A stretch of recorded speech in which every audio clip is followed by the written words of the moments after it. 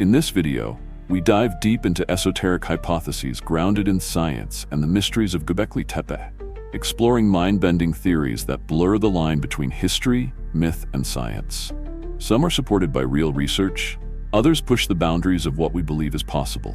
In the end, we'll examine them through a scientific lens. But remember, truth is a journey. Don't take our word for it. Do your own research and decide for yourself.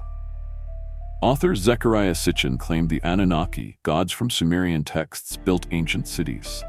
What about Gobekli Tepe, which was built before Sumerians? Any evidence to support Sitchin's claims? Ancient cuneiform tablets describing beings from heaven who brought knowledge. It is argued the T-shaped pillars, a marvel of engineering, were beyond the skills of primitive humans and must be their technology. Was this the dawn of humanity, or as Sitchin proposed, a high-tech construction project gifted to us by extraterrestrial visitors? It's a cosmic warning, say Martin Sweatman and Dimitrios Sakritsis from Edinburgh University. They claim the vulture stone's animal carvings are zodiacal signs mapping a comet strike around 10,950 BCE. The headless man isn't a human sacrifice, it's a symbol for catastrophic loss of life. Their evidence, published in academic journals, presents Gobekli Tepe not as a temple, but as an astronomical observatory documenting a world-changing disaster. Researcher Bruce Fenton was stunned to find a direct link between Göbekli Tepe and Australian Aboriginals, separated by 15,000 kilometers. The core evidence, a symbol on Pillar 43 showing two people sharing knowledge, is identical to a sacred symbol painted on an Aboriginal elder's chest. This challenges everything we know about ancient history. It points to a forgotten global culture, or a shared universal wisdom passed down since the dawn of man. Göbekli Tepe may be an ancient machine. Italian researchers, led by Dr. Paolo De Bertolis, recorded powerful, low-frequency sounds resonating from the limestone pillars. They claim the site was designed for acoustic resonance, possibly for healing or consciousness-altering rituals. The evidence is in the sound waves themselves, a persistent hum that suggests the entire complex was built as a giant sonic device, a technology we are only now rediscovering. Author Andrew Collins, in Genesis of the Gods, links Gobekli Tepe to the Watchers from the Book of Enoch. He argues its location near the mythical Garden of Eden is no coincidence. The evidence? The timeline aligns perfectly with tales of fallen angels descending to Earth and creating a race of giants, the Nephilim. Collins suggests these master builders weren't human, but powerful celestial beings whose story is carved into these very stones. It's a memorial to a drowned world, argues author Graham Hancock in Magicians of the Gods. His evidence is the timing. Göbekli Tepe was built right after the Younger Dryas, a period of catastrophic global flooding linked to the legend of Atlantis. He proposes that the sophisticated builders were not hunter-gatherers, but the traumatized survivors of a lost civilization, desperately trying to preserve their ancestral knowledge in stone before it vanished forever. Author Laird Scranton sees a cosmic link in Göbekli Tepe's most common symbol, the fox. His evidence comes from the Dogon tribe of Africa, whose cosmology, he claims, is encoded in ancient sites worldwide. For the Dogon, the fox represents the star system Sirius, from which they believe all knowledge was gifted to humanity. The repeated fox carvings, Scranton argues, are a signpost pointing to our true otherworldly origins. Could the T-pillars be an energy device from the lost continent of Mu? Author James Churchward, who first wrote of Mu, identified the T as a sacred symbol of emergence.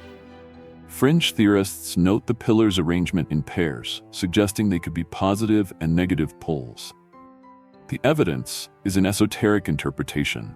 This was not a temple, but a machine designed to create an energy field for spiritual transformation.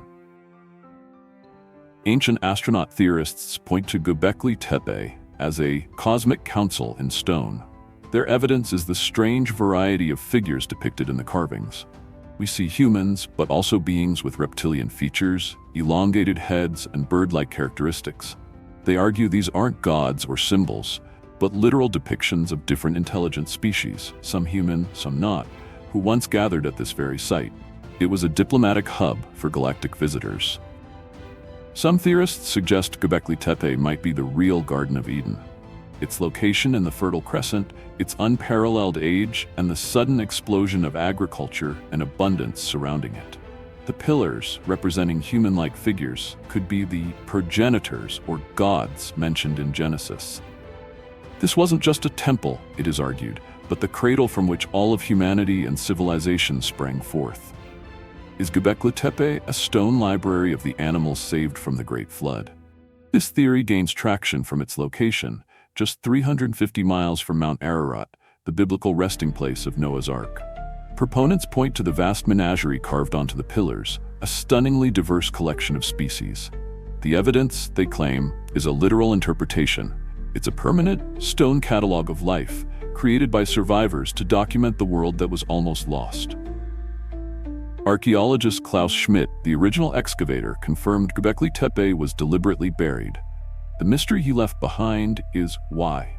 Author Graham Hancock proposes a chilling reason. The builders were hiding a dangerous power. The evidence is the meticulous burial itself. It wasn't abandoned, it was sealed. It was a time capsule intended to protect a profound secret or a powerful technology until humanity was finally ready to rediscover it. That time is now. This Neolithic site challenges everything we thought we knew about early humanity, sparking wild theories. So what can we really say about Göbekli Tepe? Can all those theories be scientifically true? Let's evaluate the theories, but conduct your own research and decide for yourself. Firstly, were these stones erected by extraterrestrial Anunnaki, as Zecharia Sitchin claimed, or a cosmic council of alien species? Archaeologists find no evidence for such ideas, pointing instead to human tools and settlements. But the notion of otherworldly origins fuels our curiosity about our past. Martin Sweatman and Dimitrios Chikritsis propose the Vulture Stone records a comet strike around 10,950 BCE, a theory with some academic backing if compared with the Anunnaki theory, but weakened by dating disputes. Still, it's plausibly true if new evidence aligns, because we are sure that ancient civilizations had genius knowledge about astronomy. Secondly, Bruce Fenton sees symbols matching Australian Aboriginal art, hinting at a shared global culture, though convergent evolution seems more likely. The idea of ancient connections remains intriguing. Thirdly, Paulo de Bertolis' studies suggest the pillars were designed for acoustic resonance, possibly for rituals, with vibrations offering scientifically tantalizing clues, though more research is needed.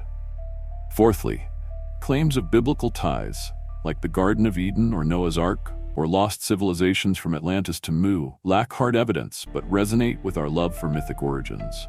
Another one, Andrew Collins and Laird Scranton's ideas of celestial watchers or Sirius-linked foxes are speculative, yet they reflect humanity's quest for cosmic meaning. On the other hand, these claims seem logical enough to make us think about them.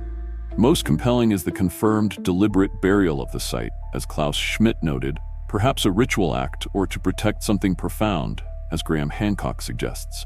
Maybe Göbekli Tepe is trying to tell us something far greater. So let's keep asking, where does true history actually begin?